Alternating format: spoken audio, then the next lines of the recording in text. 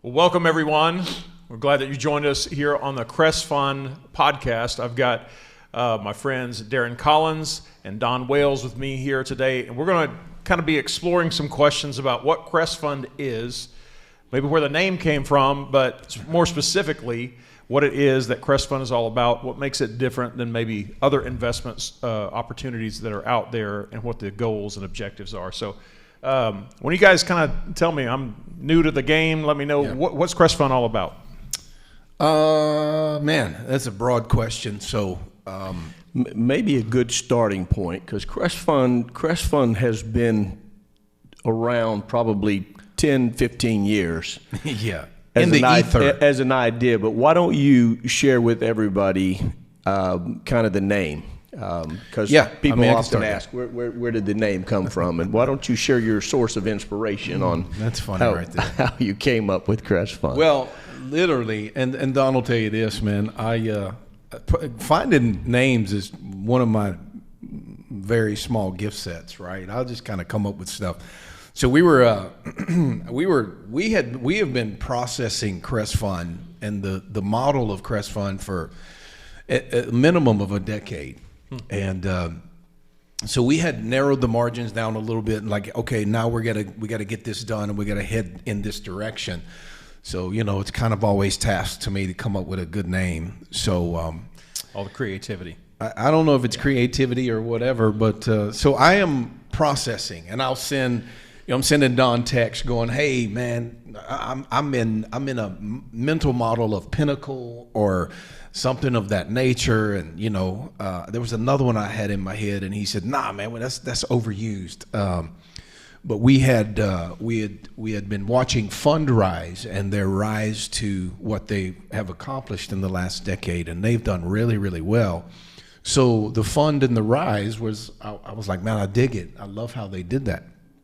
Long story short, 2 years ago, we're going to the mountains, me and the fam, and so I'm coming up the mountainside, and I say mountains, I can't say mountains to some folks from the West Coast because it was North Carolina and they call it hills, but we're going up the mountain, and as I'm going up, I see the crest of the mountain, right? I see this little crest, and so I'm like, crest, okay, that's good right there, right? That crest.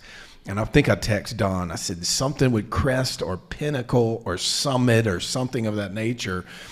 And I just kind of walked it down that weekend. It was Kai, my oldest girl's birthday, and we were there the whole weekend. And I just took the T off the name, and I wanted to use fun so people would get the gist of what we did. Okay. And by the end of the weekend, I had Cresfund. And we mused over that for, I don't know, 4 or 5 days after, Don and I. And we're like, man, that's it. That's it. And what's funny though is that when you come up with something, because I've been asked this question a few times, right? Where'd you come up with the name? The mayor asked me, where'd you come up with the name? Our attorney asked me, where'd you come up with the name? That's cool. Feels like it's been around forever. But the more you get into it, like, so we said, I text Don maybe Monday, Tuesday morning. I said, it's Cresfund. It's Cresfund. And he texted back. He said, man, that's cool. And later on, he said, that's it, dude. I think that's it. But what's funny is the more you do it, like that week goes by, and the more we did it, the more we said it, it was like, that's it. Like, that's a nail on the head right there. Well, it rolls off nicely. The funny part is when Darrin texted that to me, I'm in this business, so I'm like, nah, man, that's cool. That's really cool. But somebody's using that. That name is. Somebody's got that. I said somebody's had. I've heard of that. I'm in this business. I'm like, I've heard of this. Yeah. I may have invested in Cresfund. I don't know, but it sounded as though it just had that stability and longevity to it. And so I was like, that's cool. I went and searched immediately, and I was like, somebody's got to have it. They didn't. It really was a God thing, and I was amazed, as Darrin said. The more we said it, the more it felt like this settled in what we are, and what's in a name, right? I mean, obviously it's important, but we wanted something that you're generally looking for something that doesn't conjure up a negative or something else. You the best you can get, at least in my mind, is, and I'm not a marketing guru, but something that sounds familiar, stately, it sounds good, it sounds solid. You know, you want those things, and it just had that. And the more we said it, you know, we didn't want to oversend a message through something.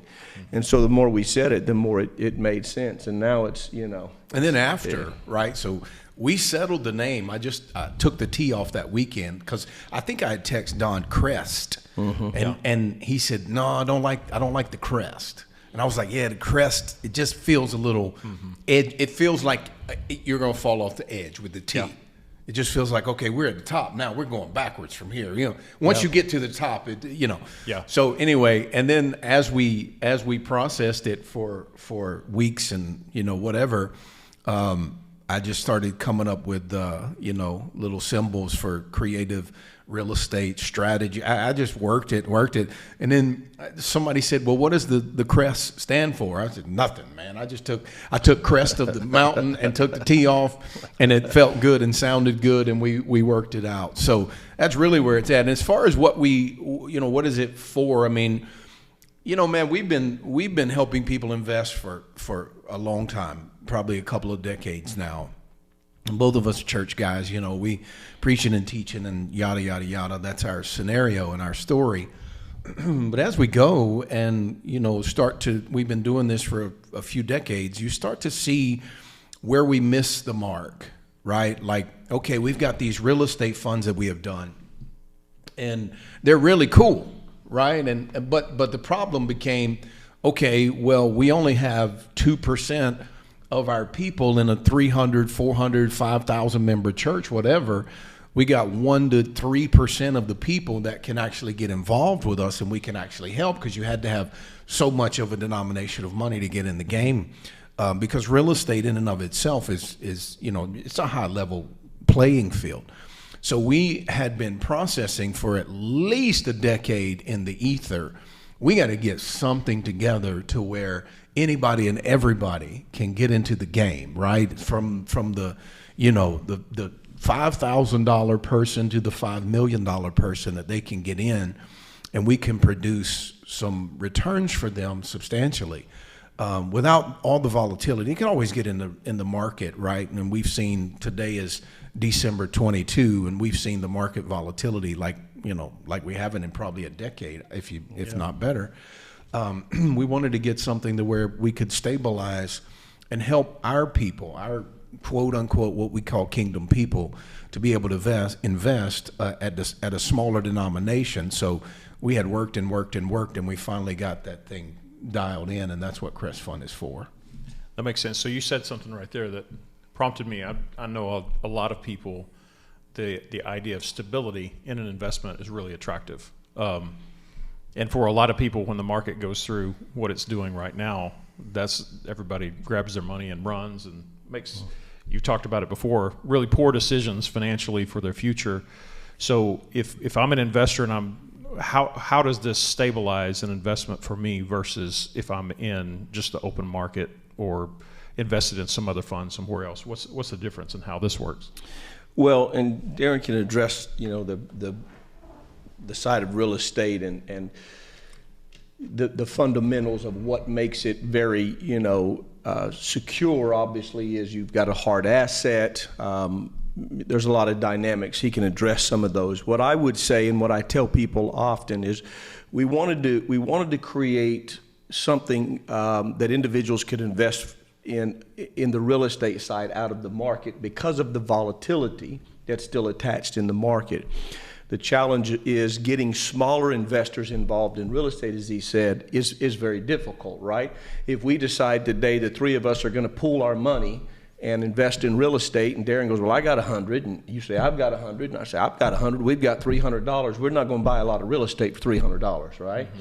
So then it becomes, now it's a time issue. Now we go, okay, well, let's get a bunch of people to do that, but we're setting on the first guy that does it is waiting on the last $100, and so then you got a time issue. So there's a lot to be solved for in that, and it's taken, that's what, you know, I tell people has taken so many years. But what we're seeking to do ultimately is to help people to stabilize their investment portfolio. Mm-hmm. Many times, if you look at the market, the market as a whole, almost from inception to date, almost returns 6.5%. That's what it does.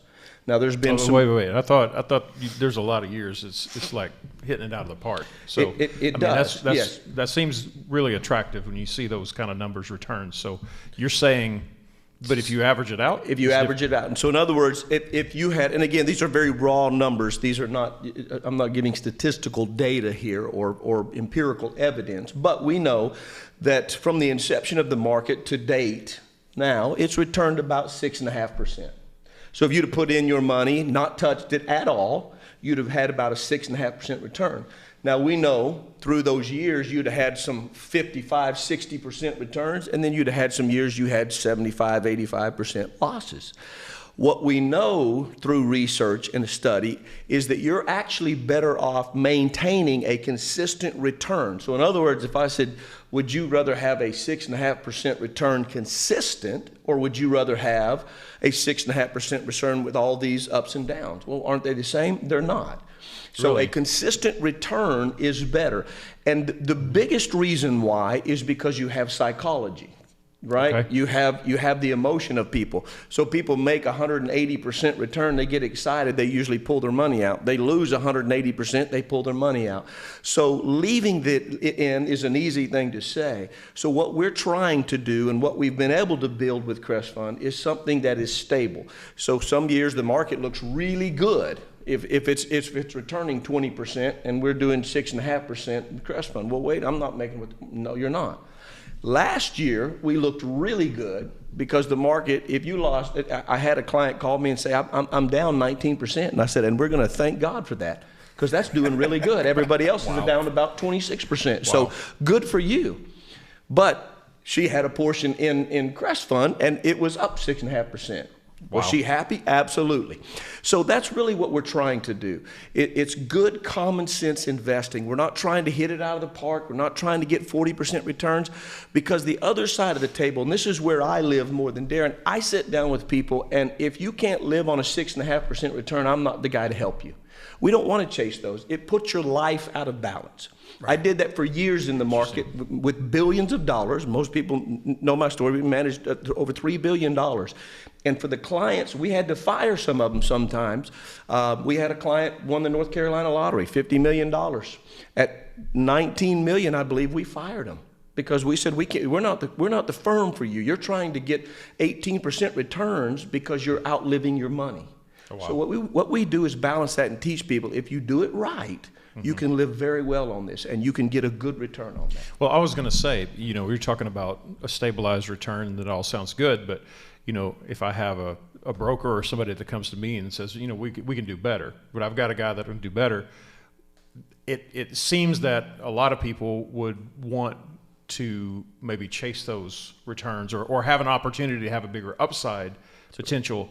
Can't you do better doing that than just have the stabilized return? Is that what you're saying, that over the long haul that doesn't work, or what? You 100% can do better doing that if you can time the market.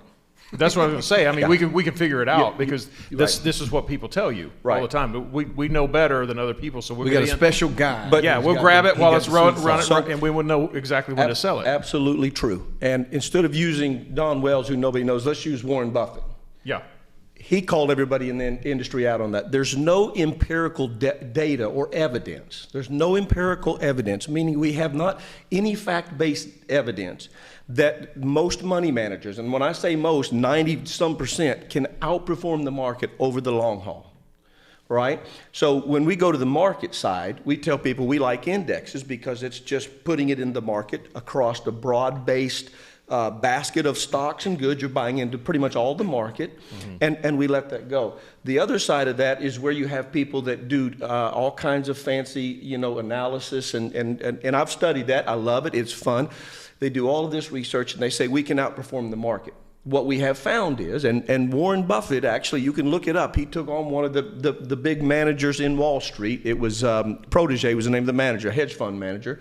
They did this. He said, I'll take you on. I'll just put it in a steady growth, which that's what a good index represents in the market.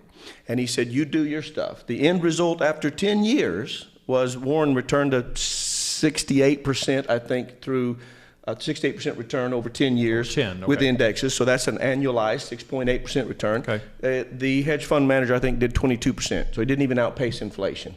So there's no evidence that they can do that. And we're not, listen, we're the first to tell you, especially me, we're not telling you put everything with Cresfund. That's not the goal. We're trying to help people stabilize their investments.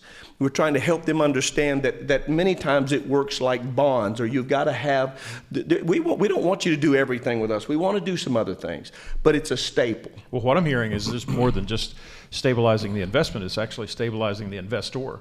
That's the key. Because I'm going to jump when I think it's going up, then I'm going to jump when I think I'm just going to be running. Here's a lesson my dad taught me. and my dad was just an old country boy, right? Electrician by trade. And so I had a buddy, I was 17, whatever years old, 18. And I had a buddy, and I knew electrical work, and he said, well, let's swap some stuff out, right? I'll give you shoes for your whatever it was. I can't remember what it was, neither here nor there. And I told my father about it. He said, no, son. He said, let me tell you how to do this. You get paid for what you do based on your rate, and you let that man do what he does well, and you pay for his stuff. Because every time you chase something like that, you think you're going to get the better end. Somebody's going to lose, and you don't want to lose. Well, what's the moral of the story? The moral of the story is the turtle always outpaces the hare, right? It's a principle. It's just, it really is. So when you talk about stabilizing the investor, the person, that's really what this is about. So when we talk about kingdom dynamic, right, we're going to enter into the reign of Christ, right? If Don has a saying, if a man is financially bound, he can't be spiritually free. Wow. It's impossible, right? You can't be, I got the Holy Ghost and fire, and I don't have any money, so I'm believing God to pay my light bill. So one of the things that this does for us is it balances the spectrum, right? Where, here's the story. I got a pastor friend, and it's relative amount of money. It's kind of irrelevant. And he says to me, I'm always watching my portfolio. I'm always watching my portfolio. And then my dad's voice comes in the mix and says, well, why don't you let my head, my brain is going, why don't you let Wall Street do what Wall Street does? And you go do what you do for a living and just make money and let it work its way out. Well, that's good when you're 25 or 35. When you're 55 and 65 and 75, Wall Street, you don't have enough time to time it. Mm-hmm. If I'm at 35 or I'm at 25, I can drop in an index. I don't have to worry, because even though it's going to go down, it's going to go up. Yeah. Period. But what we're bringing to the table is the stabilization, because if somebody to even get with us, they have to talk to us, right? So whether it's Don or me or whoever on our staff that they're going to talk to, we're going to find out where you are as a person. And if you're out there chasing rainbows, we just had a client that was chasing rainbows. And she had, I don't know, $500,000 or whatever. Well, it's a significant amount of money. And we just decided, no, this is not the fit for you, because you're chasing the fire. Mm-hmm. You're chasing, instead of dropping your money and letting Cresfund do what we do. Yeah. You're going to be the client that calls. And so our position is, let us help you to stabilize your life. Mm-hmm. Let me share, because one of the things that people don't realize, and this is a pivot, right? One of the things that people don't realize is that, you've seen the movie Up, right? Yeah. The animation Up, and the little dog, the talking dog, and he'll be talking and squirrel, right? And he just mid-sentence and squirrel, yeah, right. Well, somebody comes into a little bit of money or whatever, and they want to own their own portfolio and all these things, and they chase the squirrels, what Don is talking about. And then they're trying to time the market. Well, that's impossible. So here's what we say. We have one great client. I won't say his name. He's a great client. He's got a significant amount in his portfolio, but then he goes and does his work every day. Mm-hmm. Right? He goes and does his job. He doesn't ask. He just goes, well, my portfolio is stabilized. Yeah. And then I'm going to go make my living and do my deal and do my God-given assignment, whatever that is, whether it's pastoring or digging ditches or plumbing, it doesn't matter. Sure. But that brings the stabilization, because realistically, and I've been doing this for 30 years, every entrepreneur and successful person that I know Warren Buffett actually said it's 10,000 hours that makes a person successful in whatever endeavor that may be, whether it's Tiger Woods or, Andre Agassi. None of that stuff matters. It's 10,000 hours. So if you're going to be in the investing game, then you got to put in, like Don has done, right? You got to put in the 10,000 hours to be able to look at all of this stuff. Well, here's a better thing. Stabilize your life. Let your money go to work while you're sleeping. Yeah. And then go do your God-given assignment.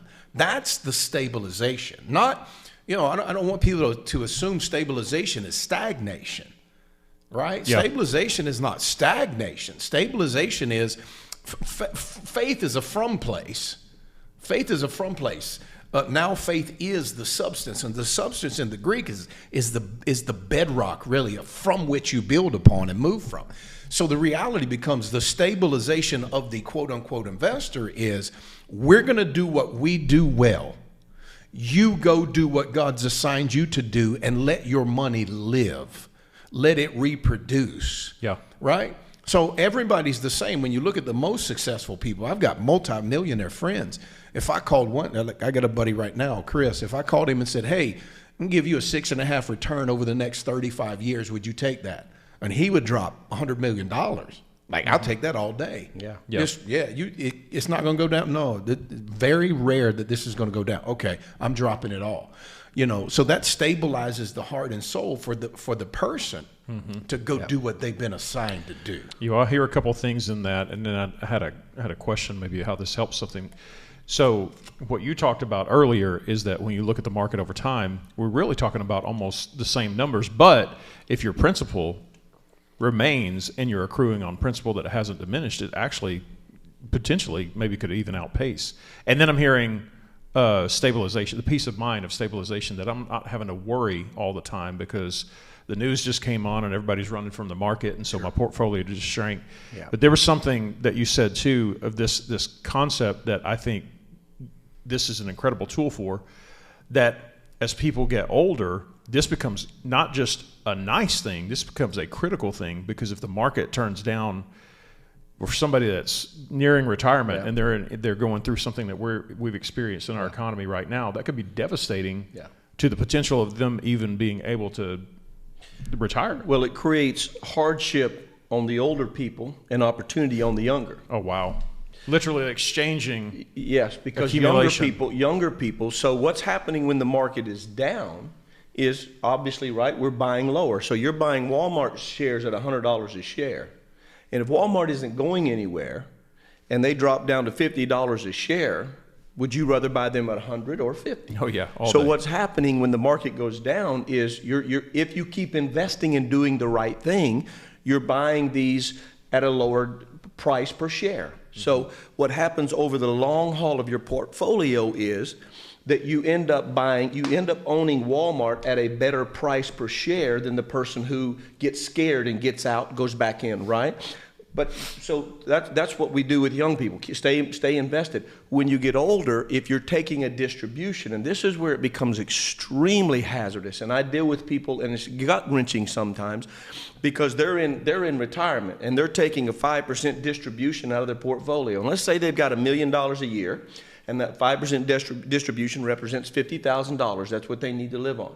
So they're trucking along, market's up, they're doing well, they're growing it. Let's say it gets to $1.5 million, and all of a sudden the market just dips, and now that $1 million and 1.3 million, whatever it was, drops down, and now it's 800,000. But they still need $50,000 to live on. They still need 5% of that original million. Wow. Now it's $800,000. It's not 5%. So we say finance math. Wait, do that again. So that $50,000, you're saying they're now taking more than 5%. It's now somewhere around 7%. Yeah, so they just chewed up that principal. So you're eating into your principal now. So then when the market recovers. So when it returns, okay, so there's two things that work. Finance math is funny math. I'm not a mathematician. I've been doing finance for years and numbers, but it's really funny because if you have a 50% loss, you would go, well, I need to get 100% gain to get back. It's more than 100% gain. Wow. It's more than 100% gain. There's very intrinsic things going on in those numbers that when you come back, and we'd have to work that formula really hard, but trust me when I tell you, when it comes back, you can't go, well, I've got 100% to get back. You've got to go above that number. That's compounding. That's compounded by you taking now the principal and eating into that. So that's how people run out of money. And that's what we're saying with this, the danger of it. So what we try to do is help people get to the place where they can live on a set distribution. Mm-hmm. That's where we're going towards. And if you maintain that, then and not do all the wrong things, that's where people get in trouble, then we can help you retire. And that's what Cresfund's designed for, to add that stability in. Because people do chase returns. We call them hot dots in our business. You're chasing the next hot dot. You're looking, man, I can get the next Google. Go ahead. It rarely ever works. Bitcoin. Yeah, Bitcoin. Yeah. Boy, took me a long time to be right on that one, but I wrote it down and I got people out there. And I don't want to be right. I want to help people understand you don't do it. It's not the way. I want to say this, and because it's what I use when I sit down with people. Have either one of you ever heard of Cliff Young? Yes, maybe. The Cliff Young story, you may have heard the story, but I mention it because it's what I do with investors. Cliff Young was an Australian, 61-year-old farmer. I have heard this. This is a great story. And it's exactly what we're talking about. It's what I tell investors when I sit down with them. I said, you've got to apply what I call the Cliff Young method. I'm literally, you can't find a better scenario and a better example of what we're talking about. So there was from Australia hosted an ultra marathon from Sydney to Melbourne. I think it's 573 miles. And it's several days that they run this. And so it brings in the elite athletes. They run it over days. And so all these elite athletes come in. One year in 1983, Cliff Young, an Australian farmer, shows up and says, I want to run the race. And they said, why do you want to run the race? He said, I just want to run the race. I've been running consistent all over my 1,000-acre farm. My parents did chasing cattle. So they laughed at him, put a number. He took off running. And as everybody suspected, all the elite athletes that were all sponsored by Nike and the big names took off and just left him. But that night, what they did in that race, which is what they'd always done, is they'd zoom run these fast, 5-minute miles and these paces, and then they stop and they slept. So that night they slept, they woke up the next morning, and right there at where they had stopped is Cliff Young. And they said, what's going on? You're not going to stop and rest? He goes, nah, I'm just going to run it on straight through. So Cliff did. He ran it straight through. Didn't stop because that's what he was used to, was consistent running. 5 days, I think 14 hours later, he crosses the finish line. He didn't just win the race, he set a world record. Wow. One of the most inspiring true stories that you can ever listen to. But what is crazy is how if you get that story, that's investing. Yeah. You've always got people out here, and everybody you talk to is making money. I never talk to anybody that loses money. Right. Everybody's making. Oh yeah. I bought a stock. It's doing good. Well then, that's great. Right. So I always tell people, you'll never talk to anybody losing money because they're selling something. Mm-hmm. They're not going to sell you a broke product. But what happens is they're always chasing these things. They're always looking for it. And they're always running out, speeding ahead. And then the guy that's just running consistent looks like he's so far behind.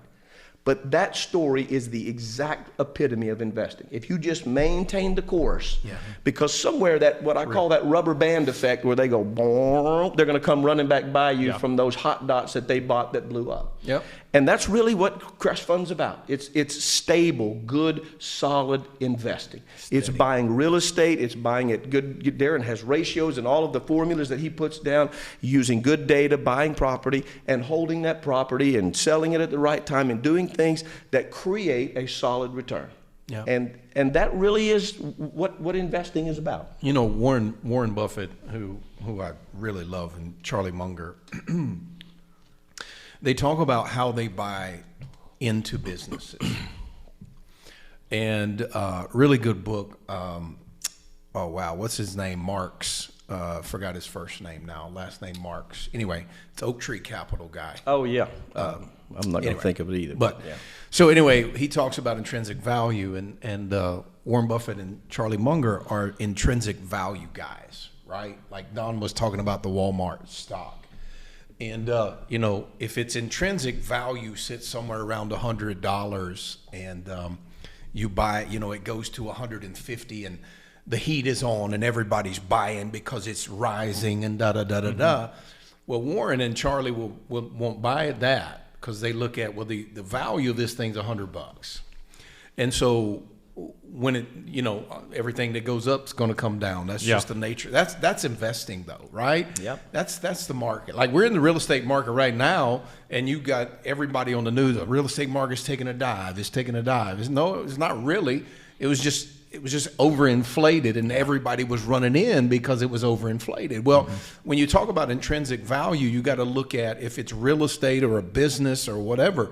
You just look at like what should this produce, right? So one of the things that I've learned from Warren Buffett is intrinsic value is the basis of a business.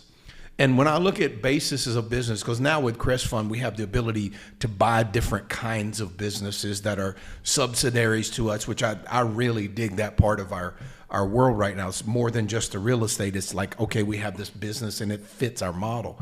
But I'm always looking at the intrinsic value of whatever it is, whether if it's a house. So let's just use, for instance, we buy this, here's 123 Main Street. Mm-hmm. Well, we do new construction and all these other things. So I look at 123 Main Street and I go, well, what's the intrinsic value of this house? Well, they're selling it for I'll use round numbers. They're selling it for $50,000. Well, 1,500 square foot house, I can't build it for $50,000. Mm-hmm. Now, if it's not in the worst part of Crackville and the heroin addicts, and if I can't build it for that, and I can look and go, well, the intrinsic value of the sticks and bricks is this right here. Yeah. Then if we can buy it for less than that, now, we do the same thing with businesses. It doesn't really matter. Then here's what Warren Buffett has said. This is why I brought them in, because when Walmart goes up to 150 and everybody's buying it at 150, Warren will back up. Berkshire Hathaway will go, y'all go ahead. I'll wait. Because sooner or later, the market starts to tell on itself. Yeah. And everything comes back to its intrinsic value. So if this thing was 100 last year or 10 years ago, it may be 110, but it's really close. And so what Berkshire will do is what we do is we watch it come back down to go, well, if it gets somewhere around 110 and that's the intrinsic value of this company, then they start buying. And they buy all the way down. Like what Don said, well, when it goes down to 50, who's doing what? Well, they just keep buying all the way down to 50 because intrinsic value sets the base. Yeah. If I can't build this house for $50,000, I don't really care what the market says to me. The market's going crazy. Well, it's going down and real estate is falling in price and value. Well, it doesn't matter to me because I can't build this back for that. Mm-hmm. So we don't get in a hurry. We just buy the intrinsic value of whatever we're buying, whether it's a business or a property. We buy the intrinsic value, and sooner or later, it balances its way out. Whether we're buying it on the way down, and your son called me a 3 years ago, and he says, hey, Uncle D, should I buy a house? When should I buy a house? I said, yesterday. Yeah. Real talk, yesterday. Yeah. What, hundreds, 20-something years old, mm-hmm. Right? When should I buy a house? Yesterday. Well, what about, it doesn't matter about the market. You 20 some odd years old, son, it doesn't matter because the intrinsic value of those sticks and bricks, mm-hmm. no matter what the market does, it's always going to be on a trend forward. So if you buy anything, whether it's a stock or real, none of that stuff matters. Yeah. You buy into Cresfund and you look at the intrinsic value of what it can produce mm-hmm. as a company, then it doesn't matter what the world does. And that's what we've done is we've just created this stabilizer that goes boom, tick-tock, tick. Somebody calls and says, hey, what's my stuff doing? Well, it's growing like grass. You want to see it?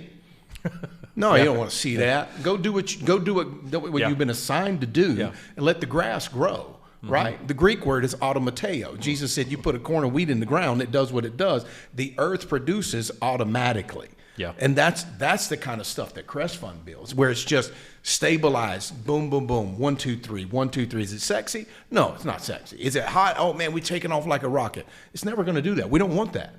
Yeah. We just want our grandkids to be able to still be here going tick-tock, tick-tock. Here it is, mm-hmm. one after the other. That's all you do. Because that's where everybody that I've seen that's gained real wealth has this model. Yeah. Right after the other, right after the other, right after the other. Keep doing the same thing over and over. That's where it's built on. And it's line upon line. Mm-hmm. It's not, Bitcoin was at, I wish I would have bought Bitcoin at, $10 and now, well, whatever, right? That's not how you build wealth. You don't build wealth by shooting at the moon. That doesn't ever work. Rainbow's always, every time you shoot toward the rainbow, it's always gone when you get there. Mm-hmm. So you have to build that stable, and that's what we do, especially with our people, with our church people. Church folks the worst. Well, if we're going to be honest about this, church folks are the worst. Our charismatic people are the worst because they taught us, if you do this, this will happen. Oh, wow. And we've been doing this, I'm 50, and we've been doing this a long time, and I've watched, if you do this, this is going to happen, and it doesn't happen. But you don't do that. That's not wealth building. Wealth building is, if you have a block, you have to put another block on top of the block. That's how you build wealth. Not, well, I got a block, and I'm just going to give it to God. Well, God doesn't need the block. Yeah. He's good on blocks, right? He's good on money and gold. He's good on all this stuff. Now, I'm good on giving. I love to give. That's not what I'm saying. What I am saying is we have to restabilize our quote-unquote people to go, I get that, and I want you to be you have to be a giver to be successful and to be wealthy. But that is just a small percentage of the equation, right? Tithing is phenomenal. Every rich person I know, more than 10%. Tithe. Everyone I know, whether they're quote unquote saved like us or not, they still give. It's just part of the nature of success. Success breeds upon itself.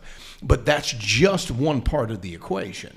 And what I learned in the charismatic movement, if I give enough, then it'll just overflow. well, God's going to I'm going to walk out in the backyard. There's going to be a funnel. Shaking together. Running over. So men's just going to come dump on my doorstep. Yeah. And that ain't how you stabilize the soul. That's why you got to buy lottery tickets. Right. Yeah. Well, that's what we did. We have charismatic lotteries. Yeah. That's what we have. Well, and these are dangerous conversations. And people have to know that we love the church. We're for the church. 100%. You're a pastor. It's a very important part of what we do. We love that, but most of us have come to the realization that what happened through some of those years was we really tried to get God to do what we were supposed to do. Right. And Oral Roberts had a great saying. I'm probably not going to get this right, but I'm going to take a stab at it because it's good. But essentially, he said, "You do what you are supposed to do. Let God do what He's supposed to do. You don't try to do what God's supposed to do, and don't expect God to do what you're supposed to do." That's good right there. And that's really what we did. Was we created this model that said, well, if you'll give and tithe, and that was, it wasn't all bad preachers. It wasn't all. It was just the model that we said, this is how we're going to get money. We're going to build something great for God, and He's going to, in return, He's going to do all these things that I'm really responsible for. Right. We did it with our health. Yes. We did it with our wealth. Yeah. And we exchanged our health and our wealth for some giving and some prayers, and then expected God to do what we're supposed to do. Well, I was going to say, it ties into we believe in the supernatural. We believe in miracles, where God supersedes the circumstances and sets aside what is naturally going to happen and does something and supernaturally imposes and changes that circumstance. But the principle, like you're saying, of health is that should be an exception, not a method of life to where I just go and stuff my face with whatever I want to and never exercise or do any of those things and expect that I'm not going to be diabetic because God, I'll just go to the altar and somebody will pray for me and I'll lose weight. My cardiovascular health will be terrific. So then it's the same thing on the wealth because and I don't know that I've heard it said specifically in a way. It's like we catch it somehow in the culture to where this expectation is that by my giving, I'm tapping into some type of financial miracle that is going to set aside all of the principles. And then I'm thinking on the other side, that's sexy in a way to where I can somehow just hit it big and I can circumvent all of this boring, just chugging along every day trying to build wealth. I'm just going to jump ahead to the end and somehow either win the lottery or somebody's going to give me a bunch of money. But you guys are saying what you've seen in being both sides of the world, because I know that you come from that that background as well, what you've seen is that the principle just doesn't get violated in your health, your wealth, or whatever. It's just the continuing. And what we've done is, and again, I've been guilty of this. I say here today, I've taught some of these things. That was the model, and it wasn't ill meant. It was just that's what we knew and the model, but it was reach over the practical for the spectacular, reach over the natural for the supernatural. Can God do the supernatural? Do we believe in miracles? Absolutely. One of my favorite stories to tell people is I had a guy on a plane one time sitting next to me, making fun of me and my faith, and he was doing it in fun. And we were getting off the plane, and I said something about miracles, and he said, I don't believe in miracles. And I said, well, you will when you need one. And I walked off the plane. The man ran down the airport and caught me. He goes, what do you mean by that? What do you? And I said, well, if you have a child that needs healing, you'll probably start believing in miracles a little more. It's not hard to believe in them when you really need one of them. Right. But what we've done in the church often is teach people, just forget the practical side, and you do this, and God will do all of these things. And the challenge with that is that that's not the system God built for us, right? It's not. When you think of sanctification is not, theologically, is not 50-50. It's 100% God. It's all God, but it's me coordinating with God to work through me. It's not me and God 50-50. Sanctification's 100% God, but I have to coordinate with Him for that process to work. And so it is when we talk about these things, and when I sit down with people in investing, one of the things I tell them many times, would you rather have wisdom of finance and investing, or would you rather have a miracle? And many times they'll say, well, I'd love a miracle. Here's the problem with a miracle, and I believe in miracles. Right. And I pray for miracles. But here's the problem with a miracle. You can get a miracle from your financial situation, and your ignorance will recreate the same problem that you just got out of. Wow. Well, I mean, that is it, 100%. Yeah. We've seen it 1,000 times. And if you don't gain wisdom out of that, right, and God gives us a miracle, then what good is that? If you we have children, all of us have children. If your children come to you and say, John, I'm in trouble, I need money. Well, I want to help you, but I want you to learn from that so that you don't go, if I really love you, I don't want you to go back into that situation. So I'm not just going to throw money and go, okay, you're done, get out of it. You just prompted me. I just thought of something. It's like, if I have some type of miraculous thing happen in my finances, whether I win the lottery, somebody gifts me $1 million, I'm just as insecure as I was before because I don't know how to do that. Right. 100%. So what happens? What happens if they gave it to me in Bitcoin? That's it. And now all of a sudden it's gone.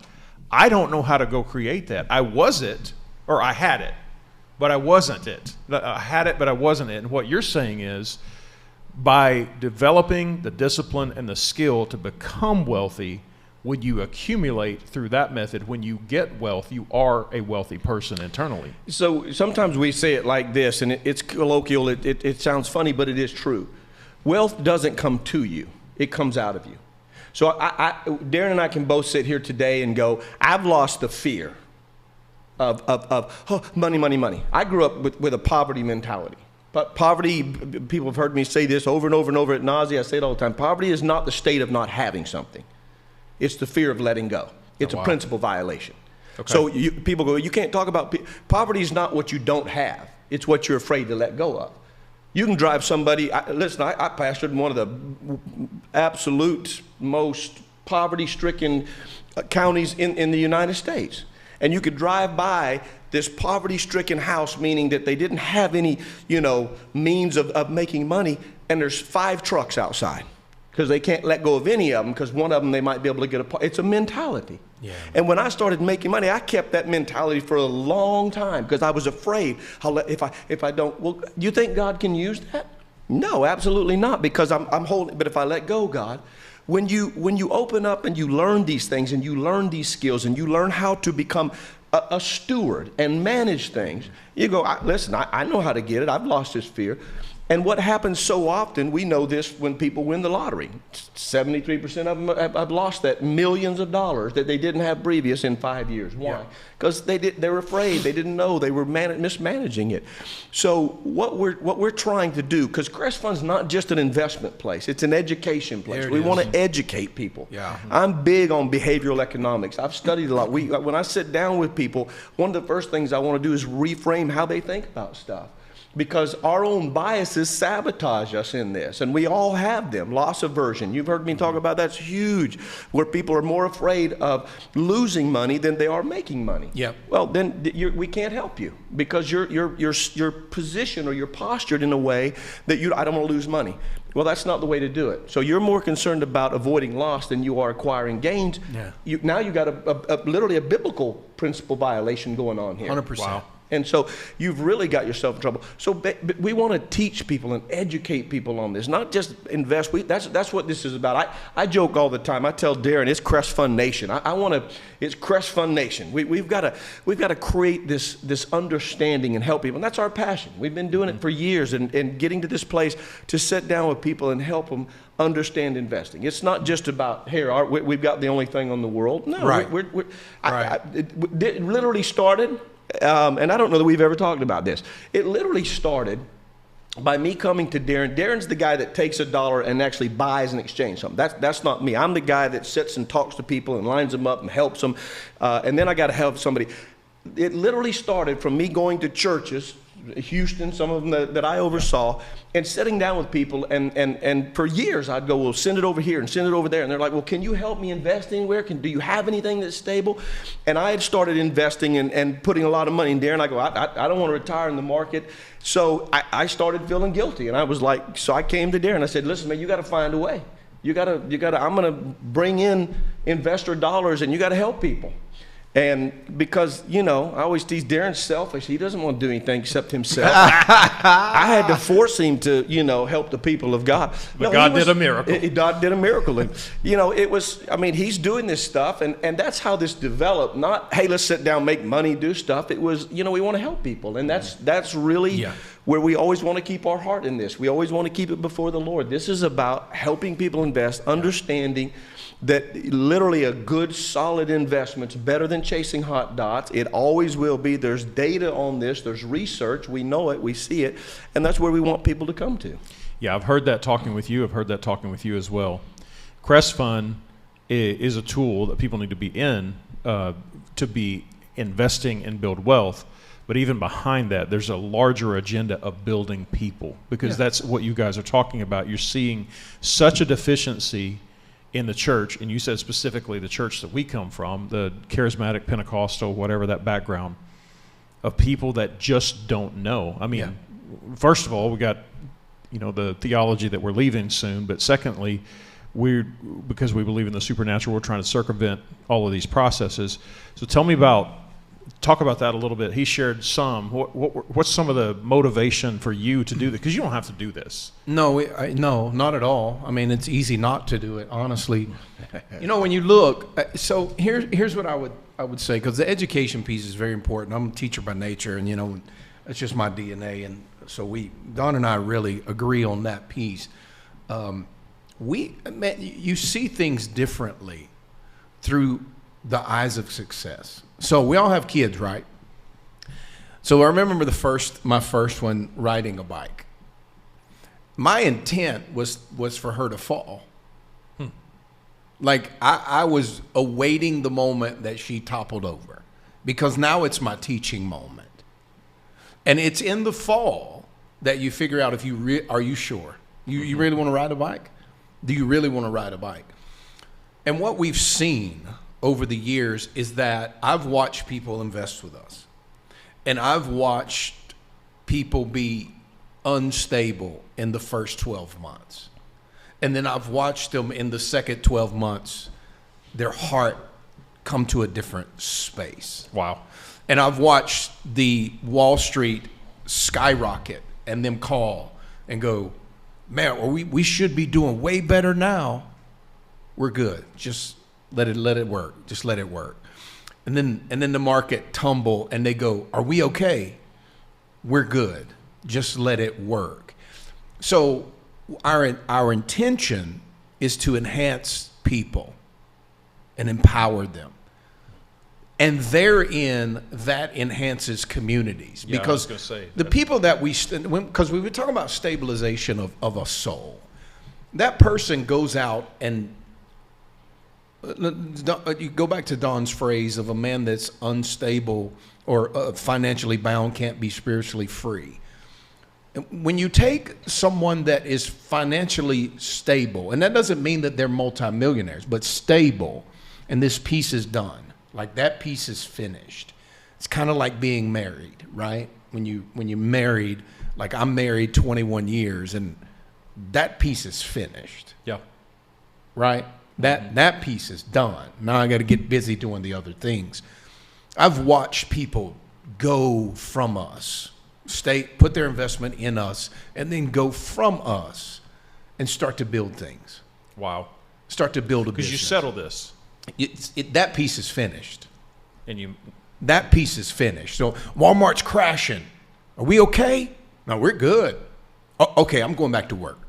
I'm gonna go work on my business, whether I'm building this shelf for my neighbor or whatever it is. It doesn't. Here's what Jesus said. We go, because I want to get this down, John, real quick.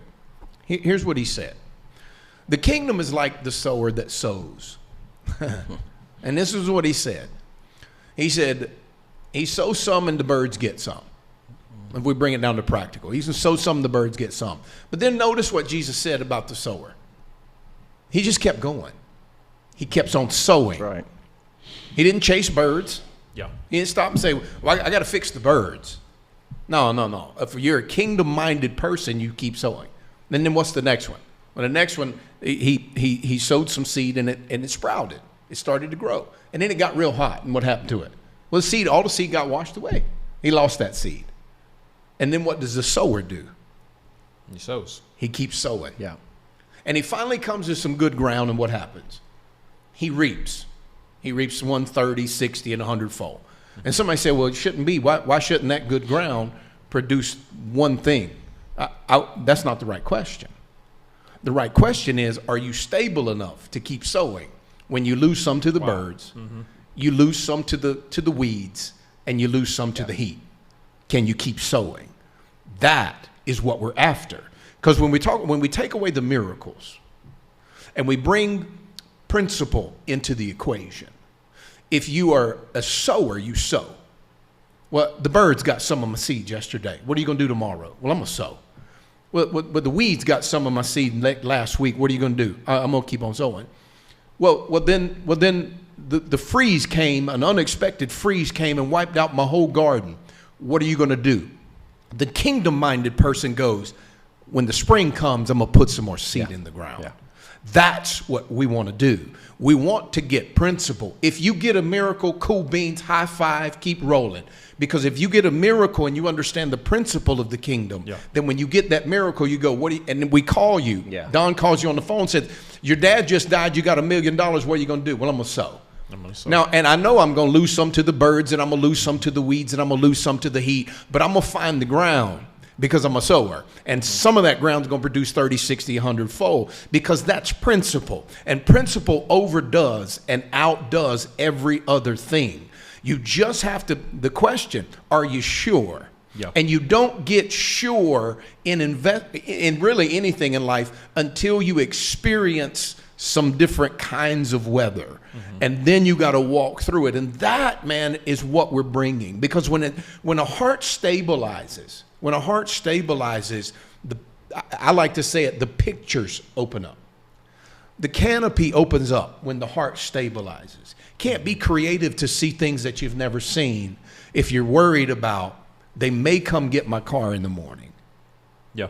You understand? Yeah. And I got to believe God tonight to get a car payment together. Now, we want people to go, my car's paid for.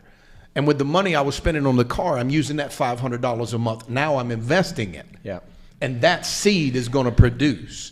That's what we're about. You said something a little bit ago about when they call you when it's up, are we good? We're good. When they call you when it's down, we're good. The stability of that, just it made me think about when we chase, right? Because the natural tendency is once it's high, I'm afraid it's going to go higher. Mm-hmm. In the market, so I'm gonna go grab it at its top dollar because I know it's gonna keep going. I've been missing all these gains. I got to grab them now, and I buy it when it's overpriced, and everybody's happy to give it to me. Mm-hmm. And then, but what I was thinking is for somebody that has been experienced some of this volatility, when the correction comes, and I can't hold on through the dip, and I sell, it literally Locks it locks in the loss, but it could erode. You were talking about just keep working and building. So the seed is now being produced, and that man that is, I'm good, so he's going to go work some more. He's going to take seed out of that harvest that he's 100%. Making from his work and sow it. Yeah. But if I have a pattern of loss, then I don't want to put seed in the ground. I literally erode my investing pattern. And then if I'm in something where I lock in my losses like that, it could erode, depending on how much is in my portfolio, it could erode a year, 2 years, 3 years of all of the labor that I would be doing to gain and put more in. It'd just be gone. And here's one of the things that I want to make sure that we get across. I make money. It's what I do. It's what I've done since second grade. You give me $1 and I'm going to find out how to squeeze it into 100 pennies and put in 100 plates. That's what I do. That's what I do. And then Don does what he does, right? Mm-hmm. Here's what I want to get across is that we're all together, and that's what we've missed in the quote unquote body of Christ. We want to build something to where we're together, locked arm in arm, building up together. I don't do what he does. He doesn't do what I do. I need him, and he needs me. That's the pattern. So here's what I would say to everybody, right? What you don't do, like I started out with my father's principle. What you don't do, don't try to do. Mm-hmm. If you're a sound guy, well, don't try to do the plumbing. Just pay the man to do the plumbing. Because if not, you're gonna have a plumbing mess, right? Yeah. If you don't do what Don does, don't try to do it. If you need a plan and you just inherited this whatever, don't try to figure it out talking to your cousin JoJo who drove up in a Pinto. Call the man who's managed $3 billion and get a perspective that you've never seen. That's part of our problem in the body of Christ is that we go, well, I can't, I'm not going to, I do it my own self. God gave me this money and I'm going to do it. Well, I'm good with that, but get a professional's opinion, right? If you want to put some money to work, put it in my hand. Let me show you how this works because I will put it to work quick. I hate money sitting lazy. I hate lazy money. But we got to get together and lean on. If I'm a pastor at church, well, I don't need to be the worship leader. Yeah. Right? Or I don't need to be the sound tech. But it's the same scenario, right? Let the people who do what they do what they do. And then lean on them. Lean on them. That's what we miss in the body of Christ. In my opinion, that's one of our biggest contingencies because everybody's gifted, so I'm gonna lean on my own. God, because I've heard this, and you've heard this with me. I'm gonna pray about this investment. Well, I didn't want to have to bring this up, but it's open now. I'm going to give you a real life scenario. You know this story. There's because when you're in something. And that's what you're involved in. You obviously that's your world, right? Mm-hmm. And there's a mentality that people get many times of and it goes back to saving money, and they're going to try to do all of these things. And I just finished a study, saving money. I literally just finished a economic research project, and one of the things that was phenomenal is, do you know the difference between championship teams, the best championship, this was particularly football, teams in the world? They go after championships. And you go, well, duh, not everybody does that. Many of them go, we don't want to lose. Yeah. And they build their programs on not wanting to lose, which is back to loss aversion. Yeah. Like, we don't want to lose games. How do we win games? The best of the best go, how do we win a championship? That's it. And it's the same concept when investing. There's actually a term in investing. It's called the martingale strategy. The martingale strategy is when you keep upping your bet after you lose to try to make your money back. And it's called martingale strategy. People have it.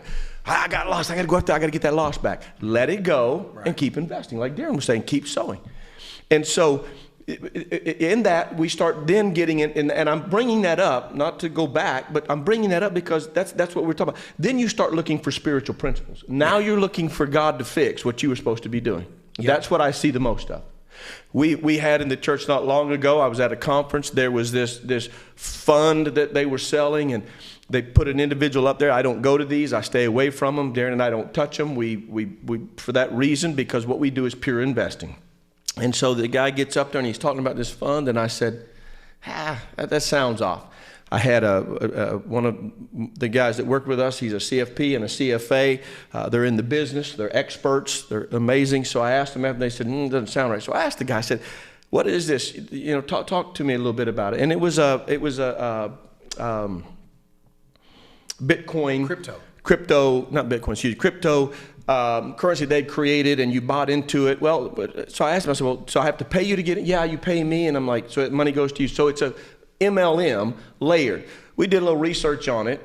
I said, it sounds like a Ponzi scheme to me. I've been in this business long enough. I've been doing this for 20 plus years and have some advanced training, and I usually can go, that doesn't smell right. That sounds like a Ponzi scheme. Mm-hmm. So we did a little research. The individual that's running that particular fund, and they're targeting the church that's doing that particular fund, was indicted for all kinds of Ponzi scheme activities in a previous fund. So how do they do it? They go overseas. They can't get them. And they create this, and now he's got church leaders. And he said to me, here's what I was getting at. I said, who's checked this out? A certain leader in the church, very well-known leader, prayed over it and felt good about it. Mm-hmm. I said, because y'all might as well need to know now. You're going to meet the real me.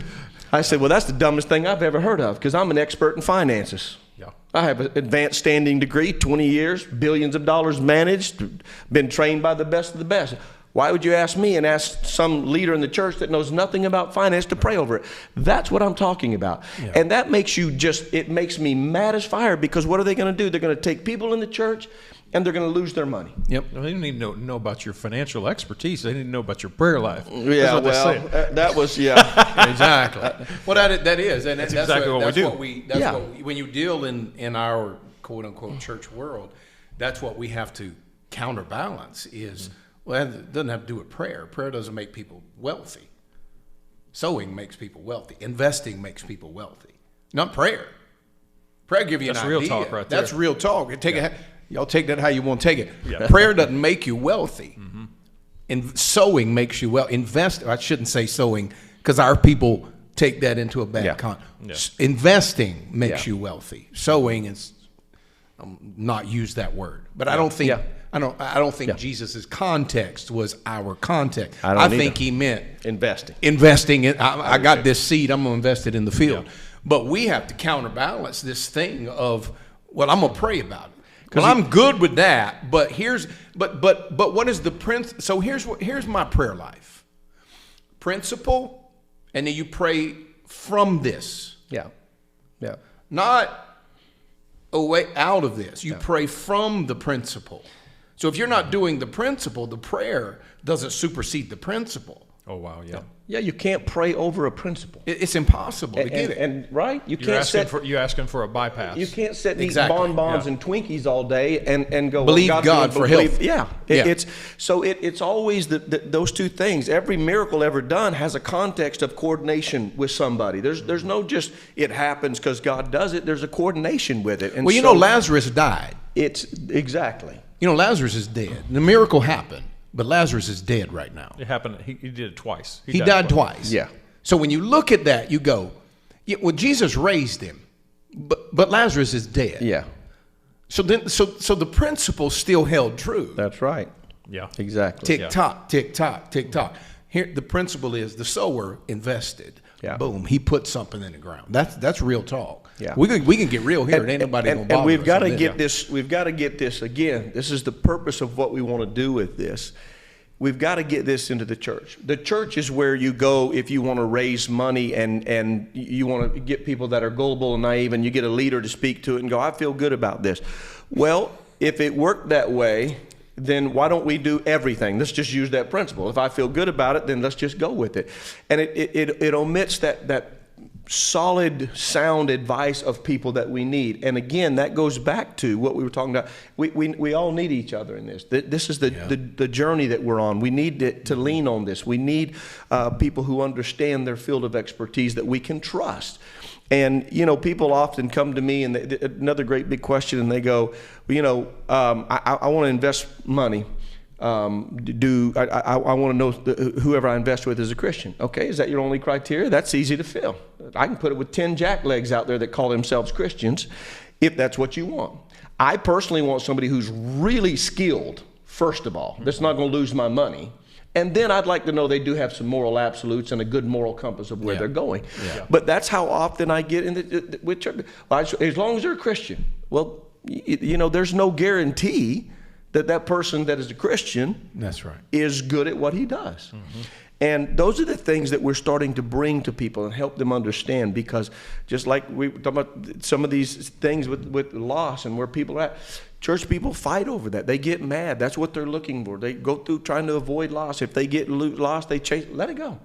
Learn to sow. That's the principle of Jesus. It's literally sowing. The one person that we read of in the story of the parable of talents was that got in trouble was the person that held it and goes, I'm not having loss. I'm not going to have it. Okay, I didn't lose it. Well, what context does that work in our Christian faith? The life of a believer is constantly sowing in faith and giving, and loss is a part of that. You ever love somebody and they didn't do right? Well, of course, you keep loving. You don't stop loving. You don't stop giving. You don't stop. And those are the things that we want to teach people. That's why Cresfund's more than a fund, a place to invest. Yes, it is. It's a great place. We've done this for years. We've watched people. We've managed millions of dollars. But just as important is teaching people how to shift and reframe how they think about money, because we've had so much of that backwards in the church. Mm-hmm. So it sounds like, as we're talking about this fund really is for everyone. But if I'm sitting here and I'm thinking, well, I don't know, because I want to do this, and I think, what about the market over here, or what about Cresfund? How do I figure out if this is a match for me? If I want to have a conversation to figure out if this is something that I don't think you do unless you're a professional, first and foremost. I think you call the pro. I think you call the pro to go, is this a match for me? The pro, Don, goes, well, let's see what you got. Let's see where you're at. Okay. Again, so that would be a step. That's the first step. Is this guy I called? Get on the phone, get on the website, helpmeinvest.com, and just go, where am I at? Yeah. Right. So when somebody says, how do I know if this is for me? I want to say, are you a professional at this? No, I'm a plumber, because we've been talking about plumbing today. Mm. Well, then go plumb. Call the man who's managed billions of dollars and let him assess for $49 your next 50 years. Yeah. Like your next 50 years, and not just yours, your kids and grandkids and all of those things. Just jump on there and do it, right? There's a link on Cresfund. You can click the link to help me invest as well.